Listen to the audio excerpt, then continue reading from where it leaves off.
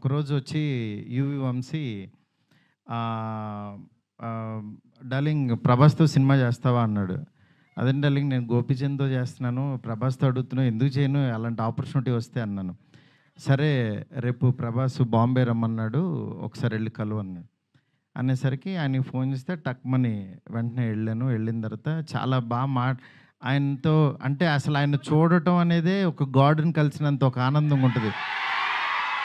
అంటే ఆహ్, అలాంటి నిజంగా ఆయన కలవడం అంటే ఒక ఆ ఎక్సైట్‌మెంట్ ఇది ఎళ్ళిన తర్వాత నేను మాట్లాడే విధానం, ఇంకా ఆయన మనం ట్రావెల్ అవ్వాలనేది అంటే ఆయన 'ప్రేమ కథ' చిత్రానికి 'భలే భలే మగాడివై'కి ఆయన చాలా పిచ్చ ఇదనమాట. నాకు అలాంటి సినిమా ఒకటి చేయాలనుందండి సరదాగా అన్నారాయన. అనంటే, "అయ్యో! తప్పకుండానండి" అని చెప్తే అండి అనొద్దు డార్లింగ్ అని పిలువు అన్నాడు. ఆయన అంటే ఆయన మనిషిని నచ్చితే ఎంత ఓన్ చేసుకుంటారో చెప్తున్నా. దాని తర్వాత పక్క కమర్షియల్ పెద్ద ఆడలేదు. బట్ అయినా సరే ప్రొడ్యూసరు చే చే కమిట్ అయిన ప్రొడ్యూసర్ వెనక్కెళ్ళిపోయారు. నాకు ఈ కాంబినేషన్ వద్దని. బట్ ఆయన నిలబడ్డాడు. ఆయన ఒక్కడు ప్రపంచానికి నేనన్నాను, నేను కూడా యాక్చువల్‌గా వద్దులే ఇలాంటి పరిస్థితుల్లో ఎందుకు అని ఒక మెసేజ్ పెట్టేద్దాం ఆయనకి.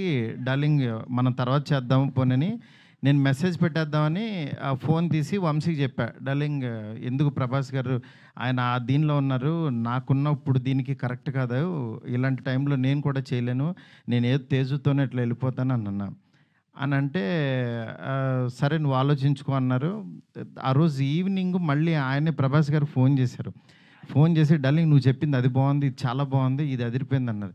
ఈయన ఇంత నమ్ముతున్నాడేంటి అసలు నన్ను అని ఇంత నమ్మినప్పుడు ఇంత నమ్ముతున్నాడనుకుని నేను 2 డేస్ ఆలోచించి అర్రే! మనం పని చేయలేము అని వెనక్కి అడుగేస్తే ఇక చచ్చిపోయినట్టే. మనం హైదరాబాద్ వచ్చింది వెనక్కి తిరిగి వెళ్ళడానికి కాదు గదా! అందుకని సరే తేల్చుకుందాం. ఇది ఎందుకు తీయలేమో చూద్దాం అని చెప్పి ఆ రోజు కాల్ తీసుకున్నాను. తీసుకొని ఆయనకి చెప్పడం మొదలుపెట్టాను. దాని తర్వాత అలా అలా అలా అలా ఈ రాజాసాబ్ ఇలా అయింది.